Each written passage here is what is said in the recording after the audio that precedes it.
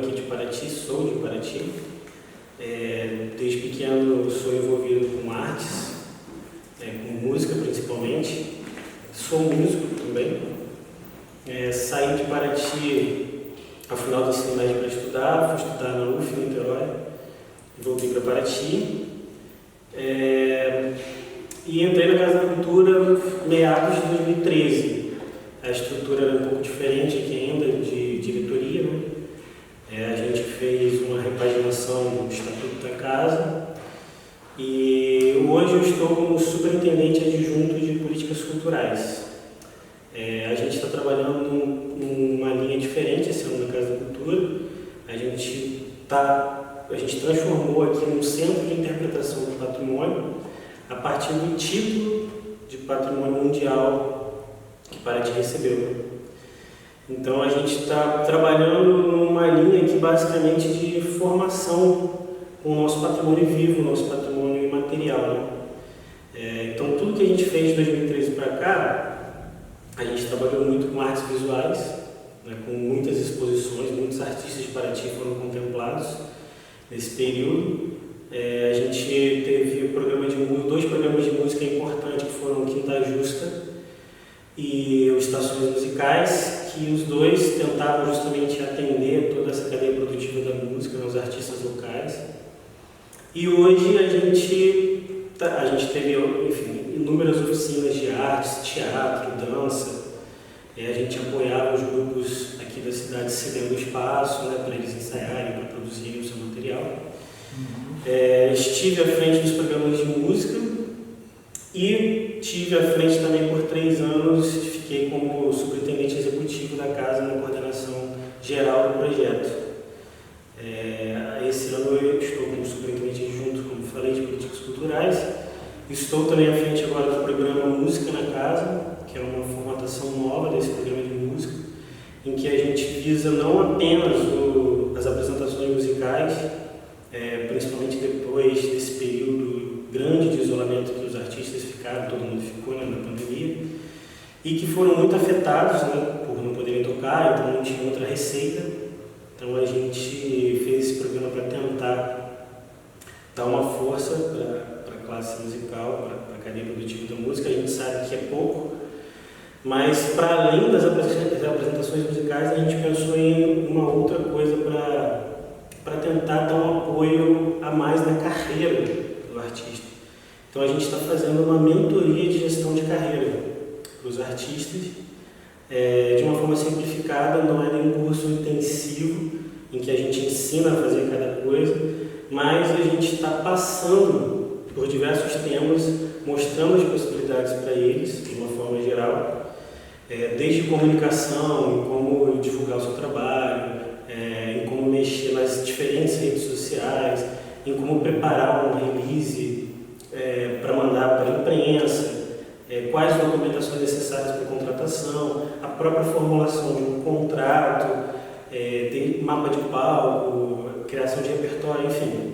É uma gama de possibilidades que a gente está dando para eles, mas se eles quiserem, a gente consegue agendar em momentos outros, né, fora da mentoria, para aprofundar os temas. A gente não consegue aprofundar os temas na mentoria. A mentoria está acontecendo em 2 dias. Um dia a gente trata mais da parte burocrática, no outro dia a comunicação. A gente está fazendo uma vez por mês para os 4 ou 5 artistas que se apresentam naquele mês. Então a gente está tentando dar... e aí as apresentações estão sendo gravadas em um track, né, que é cada instrumento num canal diferente, levadas para estúdio e tratadas, estão sendo filmadas também. A gente depois de casa isso entrega esse material para o artista. Então, para tentar dar um material de qualidade para eles, para que eles possam trabalhar também e se inscreverem em editais, enfim, ter um material de mais qualidade para poderem trabalhar. A gente sabe que é uma ação pontual, mas a gente está conseguindo vai conseguir atender nesse ano 22 artistas, né? Todas as sextas-feiras a partir de agosto.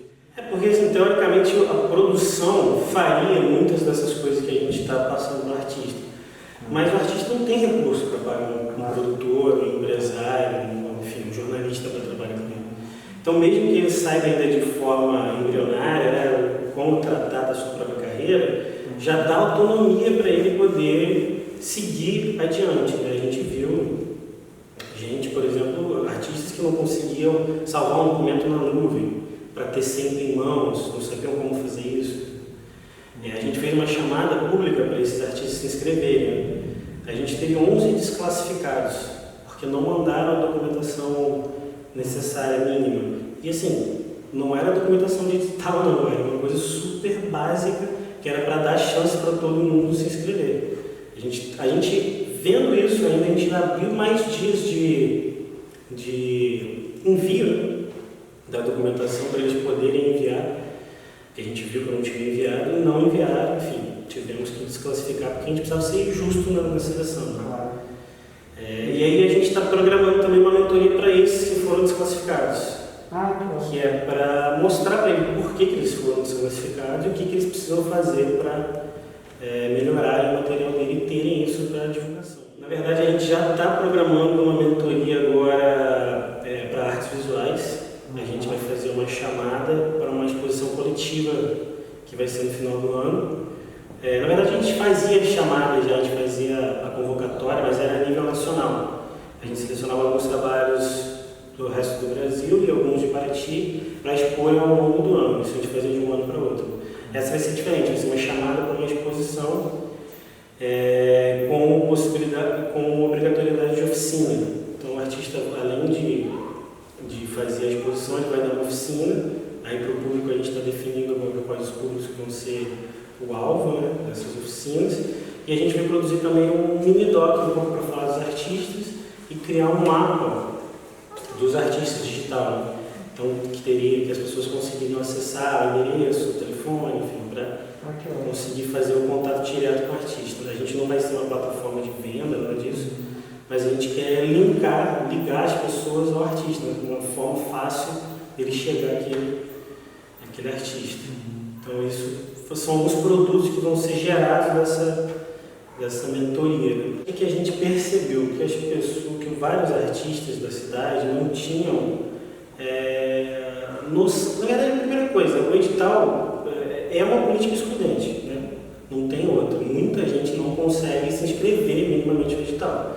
É importante, é óbvio que é importante, mas não pode ser a única política pública em cultura em qualquer área. Enfim, você tem que ter outros tipos de financiamento. A própria Lei Rouanet, quando ela foi criada, ela tinha três partes importantes dela, né? E praticamente só está funcionando uma. Então, esse é o problema. A gente não tem outras formas de destinação desse recurso para os artistas, e os artistas, pelo edital, têm muita dificuldade. E a gente vê que tem pessoas especializadas em editais que conseguem, né, aprovar e estão sempre ganhando editais. Então a gente percebeu isso na cidade, principalmente quando, a gente já percebia isso antes, mas a gente viu isso muito claramente quando veio o recurso da Lei Aldir Blanc. A Secretaria teve que abrir um atendimento, assim, e eles criarem material para os artistas, porque senão o recurso não voltar. Então tinha menos de 50 artistas inscritos, e foram contemplados, afinal, 310. Então, assim, a gente vê que é muito importante a gente trabalhar com isso, né? Por isso que a gente está pegando formação nesse ano, né? Não só na área de artes, a gente também está trabalhando com biodiversidade, porque o título de patrimônio mundial é cultura e biodiversidade. Então a gente também está fazendo vivências empreendedoras, trabalhando com a feira agroecológica de Paraty. A gente produziu um material também de comunicação para eles, desde de cartãozinho, carimbo, logomarca, entregamos tudo isso no pendrive para eles poderem usar. Enfim, fizemos bolsa de stencil. A gente está trabalhando em diversas frentes nesse sentido, todos com formação que a gente percebe que o nosso patrimônio vivo, as nossas pessoas não estão tendo acesso às leis de incentivo.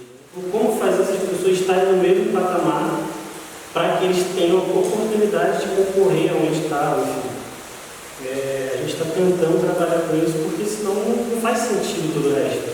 A gente fazer um edital e vierem sempre as mesmas pessoas.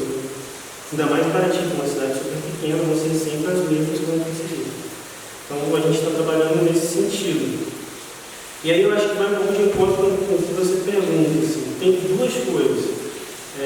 Uma coisa é que aqui, no caso da cultura, apesar de ser um equipamento público municipal, a gestão não é comigo. A gestão é da Associação para a Arte Cultural, da qual a gente faz parte. E aí, a cada 3 anos tem eleição. E todos os associados, que hoje são cerca de 140, eles podem se candidatar. Então, a gente se candidata, a gente formou algumas chapas ao longo desse tempo, se candidatando e fomos eleitos. Então, tem isso, tem esse lado. E, assim, eu acho que realmente a gente está fazendo um trabalho importante, né? Que é impactante na vida cultural da cidade. Eu acho de verdade. Assim. Então, acho que tem a ver com as duas coisas. Uma que é diferente do poder público, a gente não está aqui com indicação de governo lá, alguém. E tem a questão que a gente está fazendo um bom trabalho aqui. A gente conseguiu, por exemplo, nesse prédio, quando a gente entrou, essa sala era terceirizada. Aquela sala era terceirizada. O café era terceirizado. Eles alugavam esses espaços porque a única fonte de renda que a Casa da Cultura tinha era um repasse da prefeitura. Então não tinha captação de recursos nesse sentido. Então a gente escreveu um projeto. A gente trabalhou o primeiro ano aqui, a gente trabalhou sem receber nada. Sem receber R$1. Na verdade, quando a gente escreveu o projeto, conseguiu captar recursos, a gente podia receber pelo cargo que a gente tem no projeto. Né? Porque como somos uma associação sem fins lucrativos, eu não posso receber pelo meu cargo de superintendente de políticas culturais. Eu sou proibido pelo meu estatuto da associação. Mas se eu tiver um projeto escrito numa lei de incentivo captar para tal, eu posso ter um cargo no projeto, e é por esse cargo que eu recebo. Se a gente não captar para o ano que vem, por exemplo, a gente não tem recurso para nos pagar. Foram várias gestões para chegar à nossa. Né? A gente entrou em 2013, a Cristina era presidente. Ela me convidou para ser o vice-presidente dela na época. E aí, um ano depois, se não me engano, ela saiu porque foi convidada para ser secretária de Cultura. E assim, a Casa de Cultura, ela tem algum assento ali no fórum da Secretaria de Cultura? Para poder da Secretaria de Cultura, a gente participou da primeira gestão do Conselho de Cultura. Na verdade, a gente participou da criação do Conselho de Cultura da cidade. Não tinha aqui, né? Quando a gente adotou, quando a gente resolveu participar do Sistema Nacional de Cultura, criar o Sistema Municipal, a gente participou ativamente a casa e tinha uma cadeira de equipamentos culturais. E a gente foi eleito para fazer essa representação do Conselho de Cultura. Hoje essa cadeira não existe mais, porque a gente viu que era, na verdade o Conselho viu, que eram poucos centros culturais e que não fazia sentido ter uma cadeira dos equipamentos culturais, na verdade, públicos e privados. A gente participa hoje do CMSA, do Conselho Municipal dos Direitos da Criança e do Adolescente. A gente tem uma cadeira lá porque a gente trabalha desde 2014 com crianças, né, jovens crianças, nos cursos de artes e música. E a gente também tem um assento, a gente tem uma cadeira no Conselho de Turismo, Contur, mas que está suspenso agora. Eu acho que o ano passado foi muito difícil para todos nós, né? A gente estava muito perdido, principalmente no início, né? Para onde que isso ia. Muita gente falava em setembro de 2020 vai acabar, não vai ter mais. Vai o tempo da onda subir e descer, aquelas histórias. Então era muito difícil fazer planejamento. Né? Até para esse ano, por exemplo, a gente teve uma dificuldade grande de planejar os cursos. Né? Porque vai poder ter curso, não vai poder ter curso, vai poder ter aluno. Ano passado a gente migrou para o online. A alternativa que a gente teve no momento foi migrar para o online. A gente estava, ano passado, o que a gente fez também? A gente saiu de uma possibilidade que a gente tinha das escolas, que o número era gigantesco de atendimento, para uma escola de música mais selecionada, não, mais dedicada aqui na Casa da Cultura à formação musical. Então a gente começou a trabalhar lá com 80 alunos e a gente terminou o ano com 40, metade. Porque foram inúmeras as dificuldades, né? Primeiro, a internet, nem todo mundo tinha, óbvio, o próprio aparelho. A maioria das pessoas hoje em dia tem celular, não tem mais computador. Então é muito difícil fazer aula ali, professores tiveram que trocar de celular, esquentar o celular, acabava a memória do celular, essas dezenas de problemas que todo mundo viveu. Foi muito complicado, mas os alunos perseveraram, assim, os alunos que queriam realmente aprender, foi importante. E aí a gente veio para esse ano com a ideia de fazer uma coisa híbrida. A saída que a gente tinha era fazer em casa, uma semana em casa, uma semana aqui. Mas a gente resolveu fazer as aulas individuais, assim. Então é o professor e o aluno. Então a gente achou tudo bem fazer todas as semanas aqui, porque era só uma vez por semana que o aluno vinha. Então não fazia sentido ele vir uma vez aqui, depois só vir daqui a 15 dias. Era uma semana, então as aulas estão sendo assim, individuais. Alguns alunos, a gente também deixou isso aberto, quiseram continuar online, a gente deixou, sem problema, porque ainda tinham o receio da pandemia com toda razão. E para as aulas, o que a gente conseguiu fazer foi isso. Ano passado a gente tinha um recurso muito limitado, então a gente tinha outras ideias, que era, por exemplo, levar as exposições para uma plataforma online que a gente não conseguiu realizar, porque precisava de outra estrutura que a gente não tinha. E para esse ano a gente tudo foi se abrindo, a cidade foi se abrindo, os decretos, a gente foi seguindo os decretos para as necessidades que eles pediam, e a gente conseguiu ir reabrindo aos poucos, assim, com as aulas individuais. A gente começou música na casa em agosto, então o que a gente faz? A gente começou com 60 pessoas, com distanciamento, com máscara, com as portas abertas, mas parece muita gente ali dentro do auditório. Aí a gente diminuiu para 40 pessoas. Aí parece que está mais tranquilo. Eles pegam senha, entram com a senha, enfim. A gente está tentando fazer o máximo possível para não ter risco para as pessoas, né? Porque a pandemia está aí, a gente sabe que tem um risco, mas a gente tem que seguir com as coisas, né?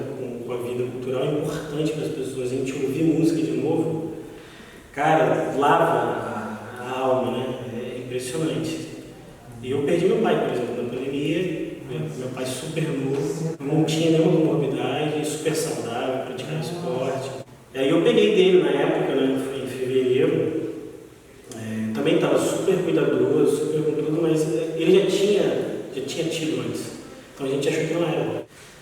E aí eu fui dormir com ele porque ele estava mal, acabei pegando, enfim, essas loucuras. Então a gente sabe desses problemas, mas a gente precisa trazer alguma coisa para as nossas vidas, né? A música, cara. A gente tá, e aí outra coisa importante desse programa é que a gente pediu músicas 60% inéditas ou autorais. Então a gente está descobrindo muita coisa boa. E a gente fez uma curadoria, então todo mês ele tem uma programação diversa, desde instrumental, música tradicional. Além de eu trabalhar aqui, né, na área cultural como gestor, eu também sou ator cultural, porque eu sou músico. Eu acho que desde esse trabalho que a gente está fazendo aqui, com o encontro, né, com os grandes festivais, porque os grandes festivais também acontecem dentro da Casa da Cultura. A Flip tem mesas aqui dentro da Casa da Cultura. O Mimo tinha oficinas acontecendo aqui, projeções de filme. Paraty em Foco tem as exposições aqui, as mesas de debate aqui. Todos os grandes festivais, encontros de ceramistas, que era super importante, as exposições acontecem aqui, os debates aqui. Enfim, todos os grandes eventos passam pela Casa da Cultura. O que é muito interessante para a gente, né, para a população local, porque a gente tem acesso a grandes discussões, né, no meio das artes em diferentes frentes. Mas nem todos. Né? Muitas vezes o paratiense, a pessoa que é daqui, está aproveitando esse momento para trabalhar com o turismo e ganhar o dinheiro dele mais consistente nessa época.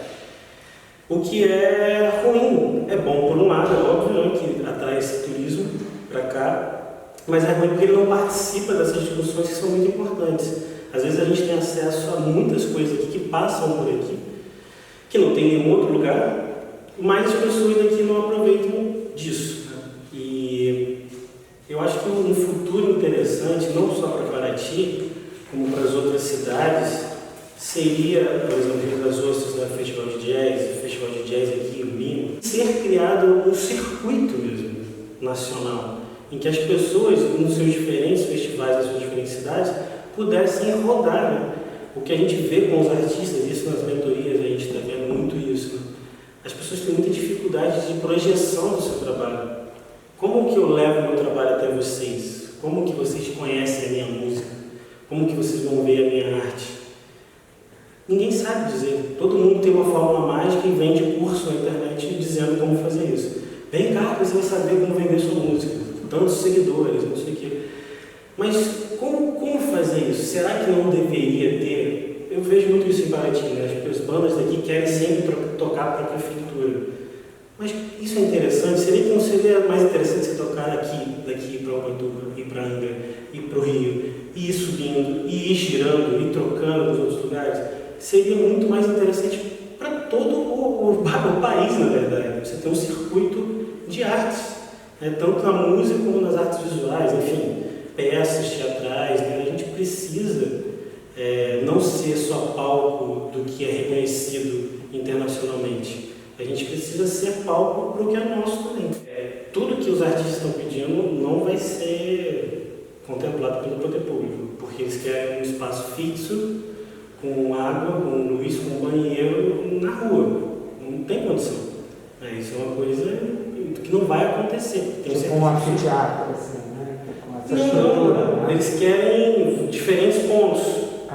Diferentes pontos vocês poderem ligar a sua luz, ligar o seu... Isso não vai acontecer, tenho certeza absoluta. Mas talvez uma coisa nesse sentido seria mais interessante. Isso é só minha opinião, tá? Eu não estou nem nessa discussão, na verdade.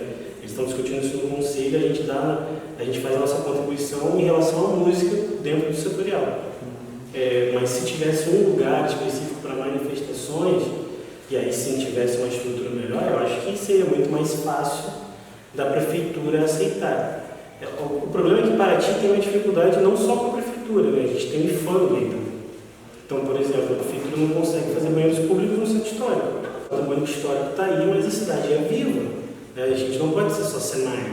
A gente não pode deixar o centro histórico virar um shopping histórico. As pessoas só passarem. A minha avó mora aqui, por exemplo, que é a casa da minha avó. Eu conheço as pessoas que moram no centro histórico porque eu sou daqui e vivi aqui, morei dentro do centro histórico. Mas as pessoas estão saindo cada vez mais daqui, porque de repente você está na sua casa, que é um prédio histórico, e está caindo e é uma mina de ouro. Você pode vender e ganhar, sei lá, milhões. As pessoas vendem. Para os artistas, eu acho que seria mais interessante, sim, ter um espaço específico, né, para eles se apresentarem. Enfim, a Casa da Cultura, por exemplo, é um espaço desse. A gente cede para apresentações. A gente teve, por exemplo, hoje um pedido da Ciranda Elétrica para fazer 4 apresentações em novembro, para escolas. Tudo bem, tá? Vaga na agenda, a gente agenda e eles podem fazer. A gente está falando isso na mentoria, por exemplo, que a gente empresta um espaço para ensaio, para gravação. A gente está atendendo 2 grupos jovens que ensaiam regularmente, semanalmente. Toda semana eles estão aqui ensaiando. Então, a Casa da Cultura pode atender esse tipo de demanda. Não dá para atender todas as demandas, porque a gente tem muitas demandas da prefeitura, para reuniões, enfim. Mas é um espaço desse e a gente quer que se torne um espaço desse. Essa sala aqui, por exemplo, é uma sala de mentoria. A gente estipulou isso, né? Que ia ser uma sala de mentoria para apoiar os artistas, né? Porque a gente viu essa deficiência. Então a gente consegue disponibilizar computadores para quem não tem, né? Com internet na sala, eles podem fazer os projetos aqui. A gente tem como dar algum apoio, não todo o apoio necessário. Eu acho que a gente está cumprindo um papel nesse sentido, né? Que é dar acessibilidade para os jovens, enfim, na área de artes, na área de música. Agora a gente começou um projeto de expedições para Paraty, que é como se fosse uma aula, mas no território. A gente tem um território que é estudado por muita gente, mas os nossos próprios alunos não estudam. Então a gente está na segunda semana das expedições, que é levar 36 alunos a campo e falar, né, sobre o viés da biodiversidade, história e cultura.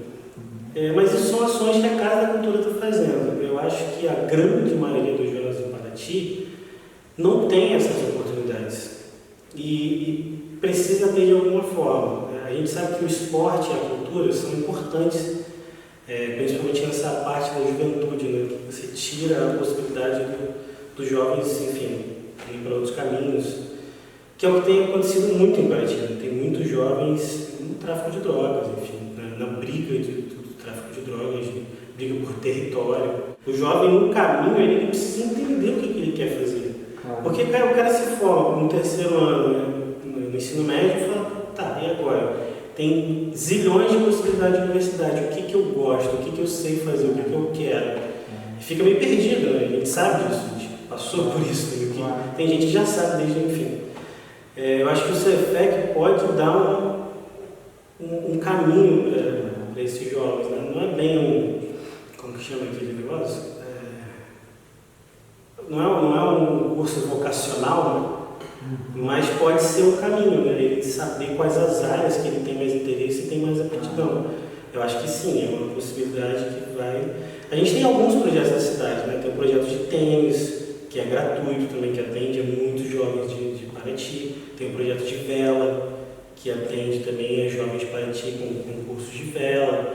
Tem várias frentes. Agora a prefeitura está dando também aulas de futebol no campo da cidade, no campão, está dando atletismo. Tem algumas frentes importantes acontecendo. Assim. Mas se tratando de jovens, sempre é pouco, né? Você precisa sempre de mais coisa e ocupar esses jovens com alguma coisa que não o tráfico de drogas e a briga por território. Porque tem isso, que tem uns lugares que o jovem não pode ir para outro bairro, não pode estudar, tem que ser da escola, então não pode ir. Aí agora estão batendo na tecla de que o projeto daquela passarela era temporário, que tinha que se fazer um projeto arquitetônico para ela não impactar a paisagem. Cara, desculpas para tentar tirar a passarela dali.